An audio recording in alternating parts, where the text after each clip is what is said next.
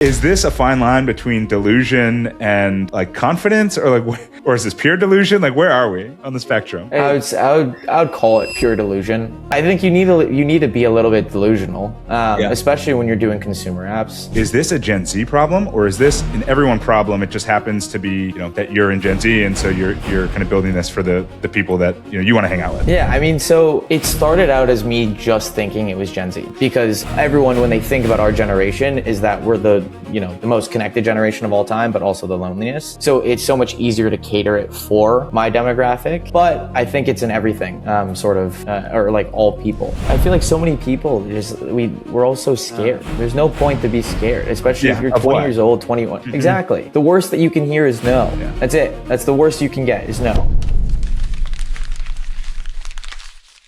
Excited to bring on Carter Munk today. No Permission podcast. We're talking to young founders building real businesses, having real success, and not asking for permission to go ahead and do it. And so today we got Carter Munk, the CEO, founder of Pinned, which we're going to get into, but also a 3-time founder of Circa, a dating app, founder of Moe's Coffee. Carter, super excited to have you on the podcast. Thanks for joining. Well, thank you so much for having me, Daniel. Let's get right into it. I think, you're no beating around the bush. You're a young founder. You graduated from USC a handful of years ago, fight on. But even at school, you had founded Moe's Coffee. So why don't we start there? And even like coming into USC, like, were you always entrepreneurial? Did you always envision yourself as a founder and starting something like Moe's and then continuing that through your career? Yeah, I mean, for me, I never really knew what I was going to be doing. I just always kind of wanted to work for myself. In any regard, like, it was when I first moved to New York City, it was this fascination with sneakers, which then went around to a bunch of different sneaker conventions, the sneaker cons, you name it. Me and one of my friends were there, setting up our own little tables, getting Yeezys, and like selling our own little shoe collections that we had from 12 to like 17, which was a lot of fun. And then did the whole drop shipping thing, and then did the whole like Bitcoin and Ethereum thing, the whole, that fun stuff. But no, I didn't realize that I would be getting into consumer like I am now. So I had no idea what I was going to be doing, but I knew I always wanted to kind of work for myself and do something. Nice. And then how did you get then? Because you're from New York. We were just talking. How did you get from New York to USC? And then we'll get to kind of the founding story while you're there. So when I was applying to colleges, I didn't really get the luxury of going to actually visit the schools because of COVID. My older sister actually also went to USC, and she was probably the biggest influence of why I decided to go. It was the only school I got to visit in person besides the ones on the East Coast that your high school takes you to as just like a mandatory trip to go and visit colleges. And I knew I wanted to be somewhere warm. I wanted to be somewhere with a great business school, as I knew I wanted to get into that field. I didn't know it was maybe finance, entrepreneurship. I was very unsure. I tried the finance thing when I got there, but we'll talk about that later. I toured a bunch of schools virtually, but USC was the one real school that I got a feel for when I got to visit. And I think that we have, I guess, in my eyes, as well as maybe the world's, the best entrepreneurship school, the Greif Center. Or like the best entrepreneurship program. Mm-hmm. As you've seen, like, there's so many young founders who come out of USC and who have recently been coming out of USC. I don't know. I think it was just a clear option for me. It was a place where I knew I'd be happy, and a place where I'd be able to learn underneath amazing professors and be around kids that I want to be around. So, that's kind of how USC fell. That's how it played out. Yeah. I think it's a similar story for a lot of undergrads and graduate students like myself. Like, USC's got a strong reputation, as you said, really strong entrepreneurial program, really strong just like founder network, founder support. And so so you're in school. At what point did then you start Moe's Coffee? And let's talk a little bit about that, because it's an interesting story since it's not US originating. Yeah. So funny enough, one of my cousins spent a 6-month period abroad in Australia. She was coming back one summer, had no idea what she wanted to do, so she decided to open a coffee truck. She became friends with, this one small coffee shop in Australia, where one of the guys happened to be part of this company that's been around since 1879 called Griffith Brothers. And they do a lot of white labeling across Australia, but they never thought to expand outside. And so when she started the truck, my grandpa saw an opportunity because people love the coffee.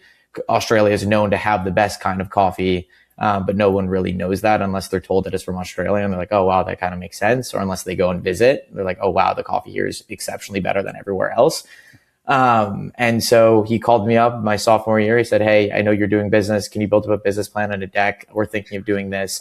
And he's 75 and he's been out of the game for a while. He was an entrepreneur himself, opened up a bunch of dental practices across Canada. And he just realized an opportunity, wanted to go and seize it, asked if I was interested in helping out, which I was. And then I started to really love the actual operational side of the business, as well as like the design, the marketing, and all that fun stuff. And yeah, that's kind of how it started.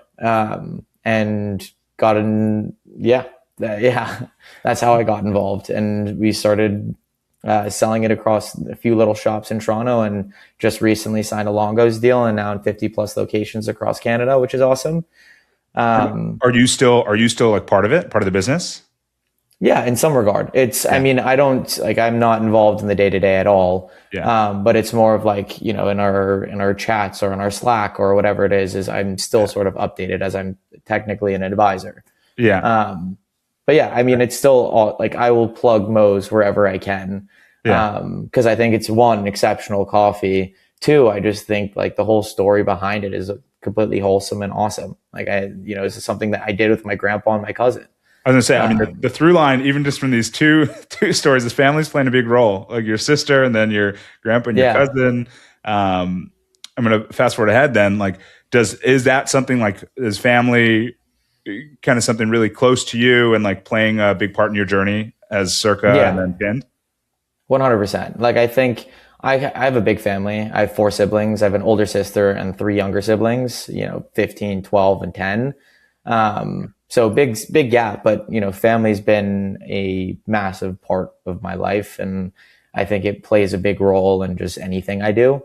Yeah. So it's like everyone asks where I'm going to live in the next couple of years. I don't think I'll be in New York. Who knows? But it's really all dependent where my family is, because my sister is now married. If she has a kid soon, that sort of thing. I think we all really like being together, and it's hard being so far apart. She's in LA, the rest of the family's in London, but yeah, I think family definitely plays a huge role. Yeah, you're the midpoint. You're the meeting point. In New York City. Exactly. All right. Exactly. So then, so you're at USC. You've started Moe's now. You're doing that.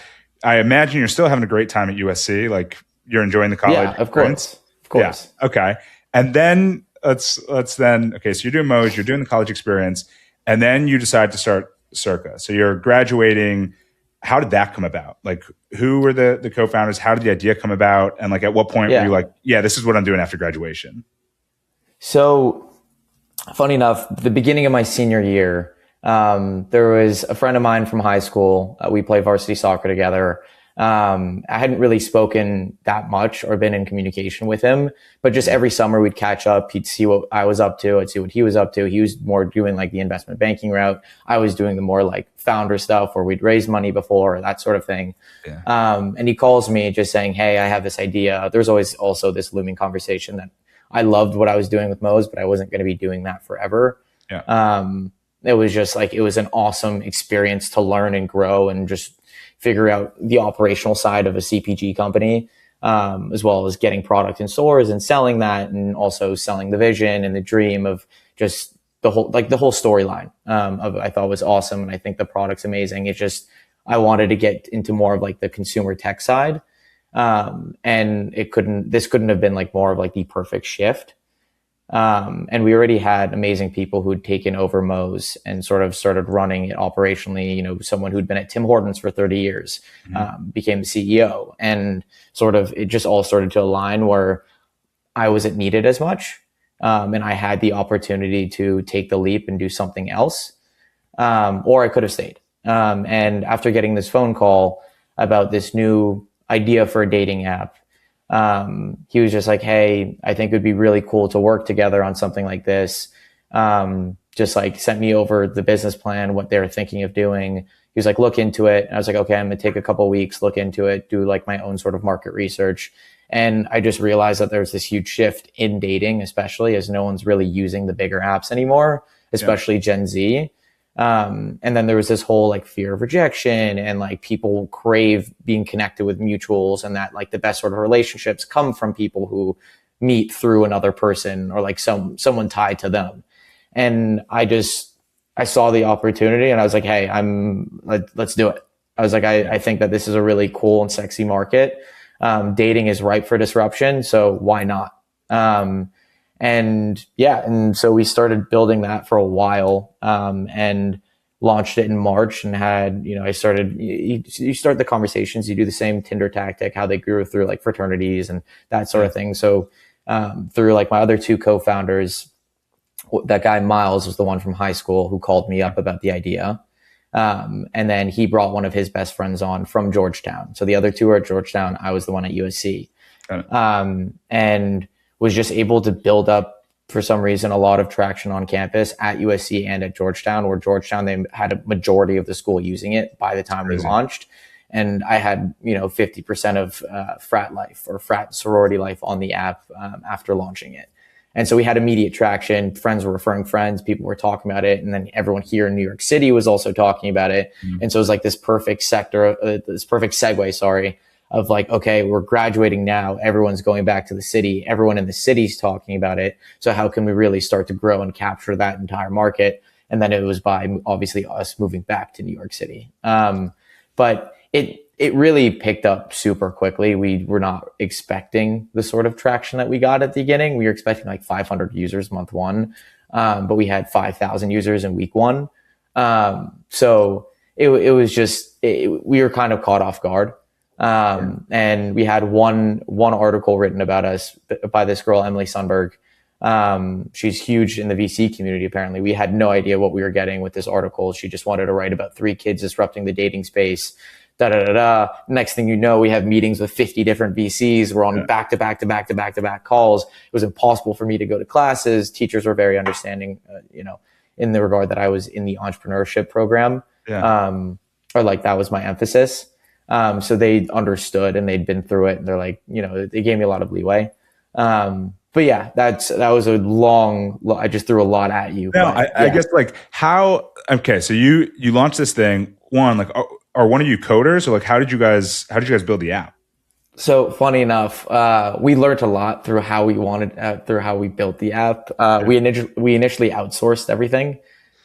Biggest mistake. I think we all learned that, you need someone in-house. We also 3 of us are not technical, which was another mistake of ours, but, it was a lot of learnings, I think for sure at Circa, which, shaped how I am now as a founder too, with, everything I'm doing with Pinned. But no, I think it was probably with like, regardless of, everything, I think it was the best learning experience that I could have had. Actually putting you through it, giving you they teach you about it in school, but they don't teach you about it when you're actually living through it. It's a completely different process. Yeah. And so you guys are still in school, you've launched this thing, and then I want to get to Pin, but you're in school. I think part of this podcast is like, you're learning this on the fly. Like, you're going to school, you're building a real business. And so now all of a sudden this article is written about you. You've got 50 VCs reaching out. Like, how did you guys even tackle that? Like, what was the game plan? And like, when you go in the room, what do you tell these people? So we were like, we were so like, there would be some times where like one of us would take one of the meetings with them, or like 2 of us would take one of these meetings, and we just kind of tried spreading it out. Because we're like, hey, someone needs to tackle this, and this today. Someone needs to focus on these things, and then one of us can take the meeting. And it was always it always changed who was talking to who. And I feel like we learned a lot through that whole process. And I think also one of the funnier things for me as well is like, you'd be in class and you'd have like, they'd teach you how to read through a term sheet, or how to like go through the actual, fine print about like what they're saying, how to not get screwed over by some VC, and then you actually get a real term sheet, and then you're like, I don't know what to do with this. Yeah. You're like, this doesn't look like the example in class. What am I doing? Yeah, exactly. And it's also a lot more real. So no, I think we had no idea what we were doing. It was a full like scramble, a lot of the time. And, we eventually got into the rhythm of like what makes sense, delegating roles here and there and there. But at first it was very scrambled, and we were all kind of trying to do the same thing without really aligning what it is we should be doing. I'm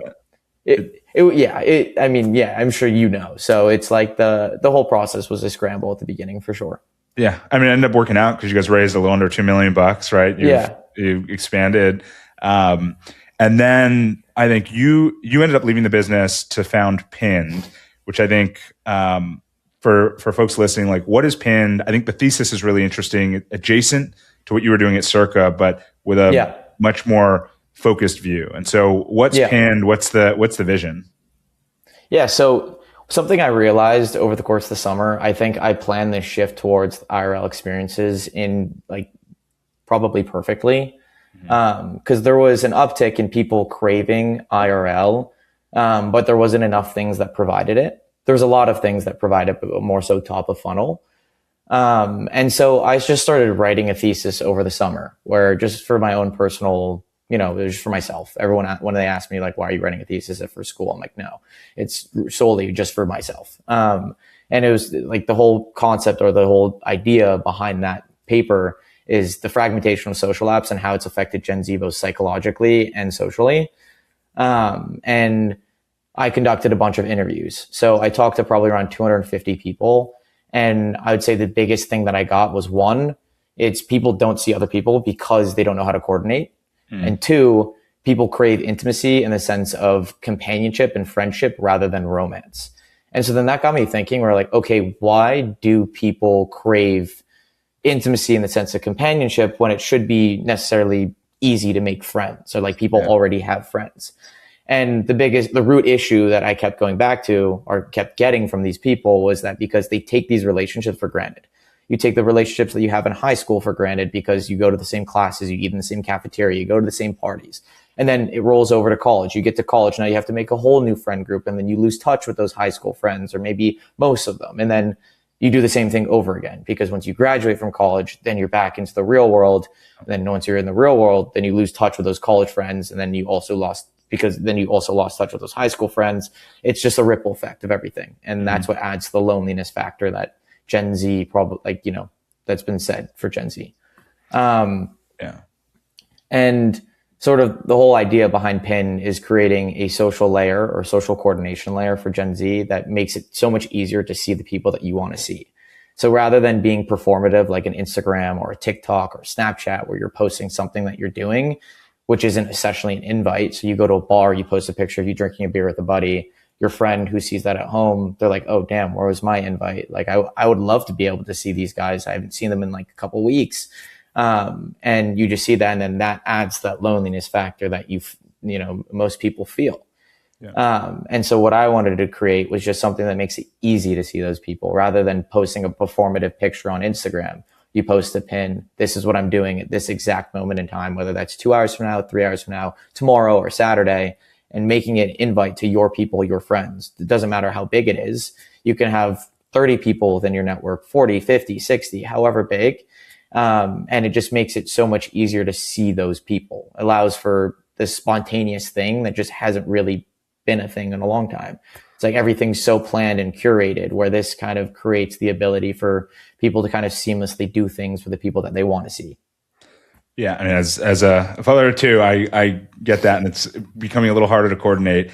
And so I'm curious, like, do you think this is as you're writing your thesis, doing your interviews, is this a Gen Z problem, or is this an everyone problem? It just happens to be, that you're in Gen Z, and so you're kind of building this for the people that you want to hang out with. Yeah, I mean, so it started out as me just thinking it was Gen Z. And so I like saying it's a lot sexier when you say, oh, the social coordination layer for Gen Z. Yeah. Because everyone, when they think about our generation, is that we're the most connected generation of all time, but also the loneliest. So it's so much easier to cater it for my demographic. But I think it's in everything, or like all people. I think all people struggle to coordinate and see the people that they want to see. Like, for example, I was having a conversation with someone who's 55 the other day, and he was saying that he has a bunch of high school buddies that live 30 minutes from him, and that they always try and see each other, but nothing ends up coming to fruition. Like nothing ever happens. Even though they live 30 minutes and it should be an easy, okay, like Friday night, let's go do dinner, or like Saturday, let's go do something. Yeah. It just never happens because, you know, you're 55, you have a few kids, you have a wife and a job and life, and just everything gets in the way, and it becomes so hard to actually see those people where it should be easy. Whereas if you had the ability, be like, okay, maybe I don't have to text 5 of my like old high school friends individually. But if I was going to go to a movie tonight, or I was going to go to a bar tomorrow with this person and that person, I'll post it on Pinned, or I'll post it whatever, and it'll streamline that text to those 5 friends that you have that, you know, you didn't have to necessarily text, but like, oh, I'll be in the city at some time tomorrow. Maybe I'll go stop by. I'll go say hi. Yeah. It just makes it easier. It seems very low pressure too. Yeah. Yeah. I mean, that's the whole point. Yeah. I think for you, like, I mean, you said, when you were heading into college, it was COVID, and so you weren't able to visit a lot of campuses. As you're coming out of school, I'm sure a lot of your classmates, I mean, you went the founder route, but a lot of your classmates going the traditional route. I'm sure it's remote work, where I think that's, as you said, like when you leave college, that's your next cohort of friends, right? Is people you work with, that you're in the trenches with, but now you're kind of missing that. Is that, I mean, do you think that's part of the root cause? It's just, I mean, again, for your generation in particular, you've had a very short period of a lot of isolation just through this ripple effect. Like, is that a big part of it? Yeah. I mean, I think I have so many friends that do remote work and work from their house. Like I think I'd go stir crazy. I genuinely like it. I don't like if I was forced to be inside all day, every day in my house where I sleep, eat, and whatever. Yeah, I'd lose my mind. And initially, that's when I started building this. I was working out of my house, started going to a co-working space, and then occasionally I'll post on Pin, be like, "Hey, like, who wants to come work with me?" And I'll have friends now that work from home that will come and join me at my co-working space. But no, I think it's 100% because of because of COVID. That all these things exist. It makes it so much easier for people. For example, if you're starting something, like, to not have to be in person, like to find these people and hire people who are elsewhere in the world, and then they're like cooped up in their house, and I don't know, but yeah. Okay, you're battling it one day at a time, one Pin user at a time. And so let's talk about the business then. So how did you fund the startup? When did you found it? What's the team look like today? Yeah, so I started this probably like 4.5 months ago. I left Circa, I think 8 months ago. 7, 8 months ago, call it. And I just kept writing my thesis, interviewing people, talking to people, ideating for the next 2 months, figuring out what it is I wanted to build. And then it all kind of oriented to like this, okay, I think like Belly is cool, but I think Belly needs a little bit of work when it comes to friends. And then it just started, whatever, it became what it was. I think I struggled a lot when it came to finding who to build it for me. I interviewed, 40 plus people. And then just through friends that I have in the engineering world, in SF, posted something on X, and was fortunate to get like 30 different people inbound through that. And one really overqualified guy who I really like and is now our CTO. Philippe, he's unreal. He's been building everything himself. He's just like, he's been through it. He's started or was the founding engineer for 3 different companies, 2 of which he helped 10x in revenue. One of them is the largest publicly telecommunication company in the world. And so he was just kind of doing his own thing, consulting and whatever, and just was able to convince him on the vision. And he's now with us full time. I brought on this amazing girl, Tess. She was working in PR and marketing at FIFA. And she was not really happy, I would say, at her job, but she also really loved what the mission was with Pinned. And I think the huge value add with her as well is she's a completely different user than I am. I'm like the initiator, someone who will create a pin. She's like the person who waits for someone to create that pin to then go and join. So it was like, it's perfect because I initially was building it just for myself, where I was like, okay, I'm building it just for the initiators. And I was like, no, we need to actually build it for the lazy people as well. And so Yeah. So the team's 3 of us full time. We have a few people part time as well who've been super, super instrumental in terms of just like everything that we're doing. I originally self-funded it for the first, I'd say 2.5 months, which wasn't cheap when it comes to setting up your C Corp and all that fun stuff, lawyer BS, never cheap. And then also just like design work and all that stuff, because I'm good at Figma. I'm not great. So I can do the initial mock-ups, but I needed someone a little more professional to really help with the vision of what I wanted. Yeah. And then we recently closed the family and friends round, middle of February. We did half of it from family offices and like friends and family, and then the other half of it was from these 3 amazing VC guys who like to institutionalize the family and friends round. They like keeping they have their own little sort of thing that they've been doing on the side with other founders that they like keeping low key. So I don't know if I can publicly shout them out, but they're amazing. I went to a dinner the other night with 20 other founders and like the few of the guys. It was awesome. So that's sort of where we're at. We launched beginning of April. We're now at 5,000 users. We launched with a 12,000 person wait list. Retention's been awesome with 37% retention, with one really cool stat that I love and I love talking about. It's the aspect of for every new user who creates 1 pin, the likelihood of them coming back for weeks on end is 100%, which is really cool. That's sort of where we're at. I love it. How did you get the initial distribution? So you have a 12,000 person wait list. That to me is like when you talk to founders, when you talk to people with a vision, one, it's like getting off the ground. You've clearly done that and perfected that. Then it's like distribution. You got this great idea, great product. How do you get in the hands of the people you want? I mean, I started doing social media. I started building out my own sort of social, social persona, or like personal brand. Where even before the product was live or launched, I kind of wanted to test it out to see if people resonated with the problem. Yeah. And I'd say after like the first month of posting, we had like 5,000 people sign up on our wait list and the product wasn't even built.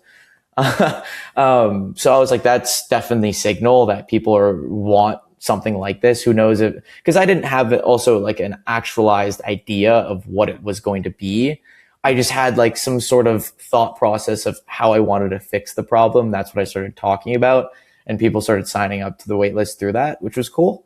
And so I think that was just immediate signal, as well. But, I'm completely sidetracked from, what your initial question was. No. That was it, man. That was it. A lot of tactics that you took to grow the initial user base. Then like, I love asking this question because you don't have, I think one of your strengths is like, you don't have baggage of a career of like, oh, I was making X dollars. And like, if I leave that, there's an opportunity cost. Like how much of this, as you're starting Moe's, as you're going to Circa, as now you're doing Pinned, like, is this a fine line between delusion and like confidence or is this pure delusion? Like, where are we on the spectrum? I would call it pure delusion. I don't know. I think you need to be a little bit delusional, especially when you're doing consumer apps. Yeah. Cause kind of what I'm doing is, I'm trying to create some new sort of social behavior. It's like the idea of going out and posting a pin rather than texting all your group chats on what to do. It's like a small change, but I feel like it's completely doable, but that's also delusional. Yeah. Cause like it's what do you like, what makes me think, or like what a lot of the questions that I get is like, what makes you think that people are just going to download another app just to figure out what their friends are doing? Da, da, da, da. Yeah. It's all part of like the narrative and like how you fix and solve this problem for those people and make it 10 times easier to see those people that they want to see. Cause a lot of the time I have so many friends that use Find My Friends, but at the end of the day, you're not going to be sharing your live location with 50 different people. Right. Yeah. But you probably have a bigger group of 50 plus people that you would want to see or go out with or do something with that it's like super hard to see. Yeah. I know. I would say it's definitely on the side of delusion.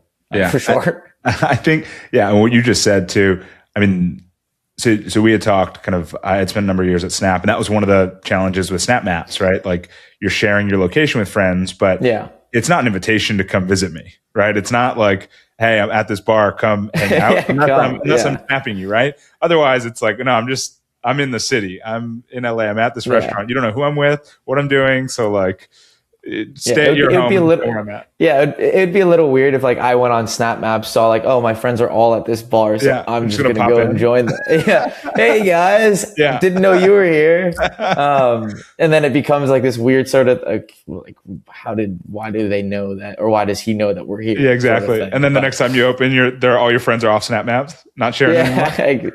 Yeah, exactly. Okay, and then as we're talking, like you're building this, your third startup, like our family and friends, like Carter, like what are you doing? Like get a real job. Like, are you getting that?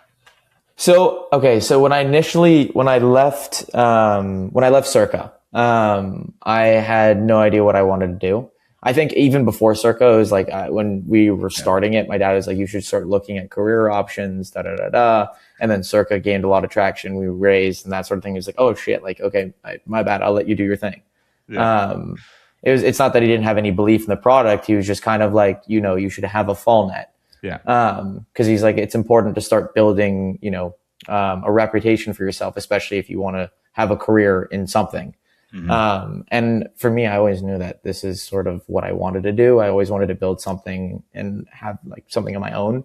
And no, I think, a lot of the time people are like, oh, how to, like, you've started a few companies that are still around, but like, what, like, it's like, is this like, are you going to just start this and build this and then leave? I'm like, no. This is like this is my baby. And this is like I think the first time where it's like been something where, I have complete conviction of the problem. And I have like, full confidence that, I will maybe not be able to solve it completely, but I'll be able to help a lot of people with what I'm trying to do. And I think a lot of the time when I explain that to family and friends and other people, then when they see like how passionate I am about the subject, the topic, and how knowledgeable I am about just like certain things just within this sector, they're like, okay, like this is his calling. Like this makes sense. Like and I feel like a majority of the time, if you ask any of my friends what they think I'd be doing, they'd be like, a social app. I'm a very social guy. I'm very much an extrovert. I love talking to people. I love meeting new people. But yet again, a lot of people aren't like that. And a lot of people aren't like me.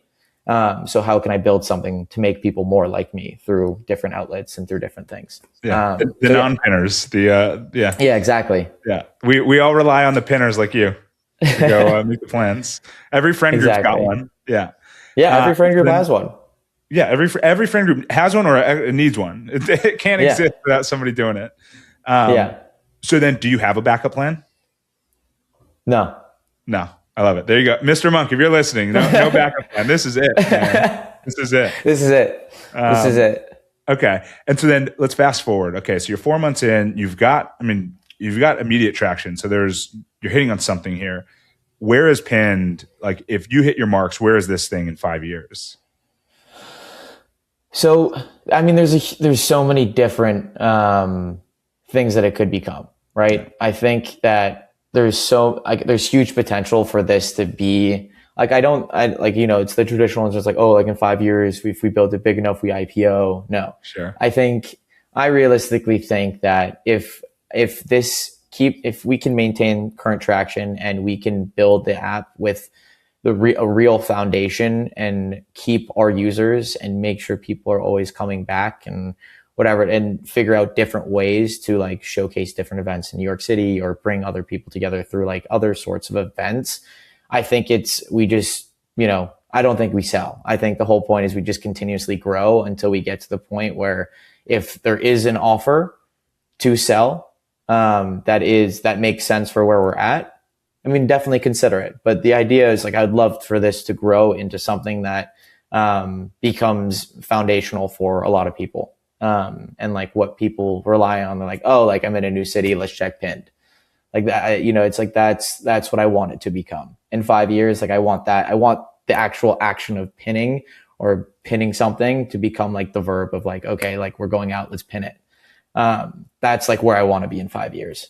I love that. The verb. Every great app's got the verb. I'm going to snap you. I'm going to DM, Instagram DM. Oh, like I'm going out. I'll pin it. I'll let you know later. Exactly. I'm going to pin it. Yeah. I'm going to pin you. Yeah. I love that. All right. So we're going to get a few more questions in, more about you. So it can be about the business, it can be about anything. But I think for people listening, so much of this podcast that we've talked about is showing other people that are on the fence about starting something or entrepreneurship or founding something as a viable path, and getting through those doubts, because I think we all have imposter syndrome. We all have doubts. Like you said, you have to be delusional. If you're not that delusional, those doubts continue to creep in and whatever else. So I guess let's start with who's a founder either you admire or you try to model some of how you're operating after. I feel like this is not going to resonate well with a lot of people, but definitely Mark Zuckerberg. I've watched The Social Network way too many times. Yeah. I think just operationally, like how he thinks and just the way that he ticks is just so different than anyone else I've seen. Elon Musk also falls into that as well. I've read his biography twice. But like I would say definitely Zuckerberg is probably, I have so many. It's like Steve Jobs is up there too. Like, I don't know. There's so many that have just the way that they think operationally and just how they perceive, like it's just how they perceive the business world itself. And in terms of like you starting a business, there's no, you're 20 years old. Like you're not going to, like the only thing you'll lose is the car and the shirt off your back. Like that's it. So yeah. I like that. If you're going to aspire big, and those are some big names, so that's great. Yeah. Let's get Carter on that, Mount Rushmore of founders one day. Best piece of advice you've gotten. I think, especially this is more catered to like people in social, but it's like really, really getting to know your users. I think at the beginning part, it's like you start building and you get kind of lost in, okay, I need to make this change, this change, but you don't really know if those changes are what the people want or what people like, what people don't like.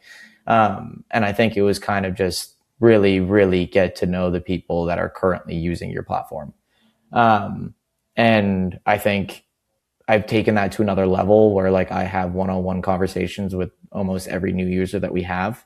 It's like I will personally reach out to every single person on Instagram, email, whatever sort of connection that we have when they sign up, to get on the phone and see how their experience has been, what they like, what they don't like. If I meet people out, I like it's don't be scared to talk about what you're building, what you're doing. I think it's just, own it. And like, if people don't like it, people don't like it. And you can't really, that can't affect how you go about your day. Because like I went back to USC. This is where I also had full on imposter syndrome. And I'd go in, the professor does this whole thing where they basically analyze the business. And what the kids don't know is that I'm sitting in the back of the room. And so like they go, it's like, it's a lot of people at first before I went up and spoke about it were like, this, I don't know if this is something I'd use. I guess maybe the messaging wasn't right. They didn't understand what the gist of some of it was. And, for one of the classes really loved it. The other two were like, until like I went up and spoke about it. But no, and there's a lot of negative feedback, which I took very well, obviously. And I went back to the drawing board and changed a lot of it, a lot of like the messaging, the layout of the app, and like how we sort of position ourselves as a brand. So I thought that was completely valuable. So like take negative criticism as, as really good feedback. Yeah. So yeah, I like that. Yeah. Well, there's that like old adage of like, do the unscalable things when you're starting out and talking to every customer, going to get that negative feedback, like all of that. Yeah. It's data points that are just so critical. Exactly. Okay. What does success ultimately look like for you? Whether it's pinned, your personal life, kind of just the all encompassing. What success looks like for me is one, happy family. Like literally if I can, it's like if I can through pinned help as many people as I can, like actually see the people that they want to see, make new friends and make them more comfortable in cities where they're completely new. That's what I would consider success regardless of what happens with the company. If I can help a few people, so be it. And And then it's also like being, happy with myself and having a wonderful and loving family. Like that's success at the end of the day. Like wonderful friends and people who love me and support me. And then I the same as them. So, I think that's the most important thing to me. Yeah. Couldn't agree more. All right. I got two more for you and then I'll let you get back to building Pinned. All right. Let's flash back pre-USC, 18 years old. What are you telling yourself? Knowing what you know now, what are you telling your 18-year-old self? I mean, I think it would all fall into like the social media. It's like, don't be scared to start something. Like I remember I was so hesitant, to try and like, okay, I want to build an actual business. And then I was like, no, I should wait. Like, no, I like, it was just this whole sort of back and forth with, I guess it was in part, it's sort of confidence. Yeah. It was just like, if you put your mind to wanting to do something, you can just do it. Or like my 18-year-old self who like thought he was in love with this girl and like didn't know what he wanted to do with his life, was very hesitant to try and do those things. So, we've grown a lot. I tell my 18-year-old self we've grown a lot and we're very proud of what we're becoming. That's good. 18-year-old Carter will be like, all right, this is a cool life I'm living. You're like, okay, cool. Yeah. All right. So then, so now let's take it away from you. For any founder, for any 18-year-old, 20-year-old, 30-year-old, doesn't really matter, listening to this, what would you tell them to do tomorrow? If they're even thinking about founding a company, like what would you tell them to do tomorrow? I would say one, talk to as many people in that space that you're looking to start a business in. Pitch them your idea. Because a lot of people, I think when they're starting something is they're scared to talk about what they're building. At the end of the day, if like you go and meet someone at Snapchat and you're building a competitive app to what they're doing, or you go and meet someone at Facebook, whatever it is, they're not going to go and like, they're not going to go and steal your idea. Yeah. I think that it's like a lot of people are really scared to go and do that. And like at first it's like, oh, I'm going to make everyone sign an NDA. No. Talk to people, get honest feedback, especially people who've been in that space or that sector for so long, know that area more than you and can give you so much feedback and ask you some amazing questions that you didn't even think about yourself. Which is, I mean, like that's part of what I did too. It's like I talked to as many people in the social space or like we're starting something and you just go back and forth because they have so many questions about what you're building and it makes you think a lot more. So I think it's just go talk to everyone and make sure to ask questions and also make sure to like, don't be scared to pitch your idea. Who cares if people tell you it's shit? So, I'd say talk to people. Hearing you for the last 40 minutes, a common thread through all of this is just go talk to people. Whether it's Pinned, it's like go meet the friends you want, go have the conversations, go interact. You just gave the advice of like go talk to your customers, and then here it's like go talk to people in the industry. I think that extroverted side of you is coming out. I mean, it's great advice, I think, on all fronts, but it's just, I don't know, get out there and talk to people. Like, what are we doing? Exactly. I mean, it's just the whole, like, I feel like so many people we're all so scared. Yeah. There's no point to be scared, especially if you're 20 years old, 21. Mm-hmm. Exactly. The worst that you can hear is no. Yeah. That's it. That's the worst you can get is no, or someone rejecting you. That's it. Yeah. Like in the reality, it's not going to change your life if someone tells you no. No. And then you just go to the next person. And then maybe they tell you no. That's how this came about, right? I cold emailed you, you hit me back and we talked and here we are. Yeah. Exactly. Cold email. All right. So then, I'm going to give you time back, but before we let you go, tell everyone where they can download Pinned, where they can visit you, where they can follow you on socials. Yeah, on socials, I'm just Carter Rocket 1. That's my main page. On Instagram, we're also pinned.social. You can download in the App Store, Pinned or Pinned Social, plans and meet people. If any of you guys are new users or download the app, don't hesitate to DM me, text me, whatever it is, and let me know any amazing feedback that you have, whether it's shit or great. So love it. All right. Thanks, Carter. Thank you so much, Daniel.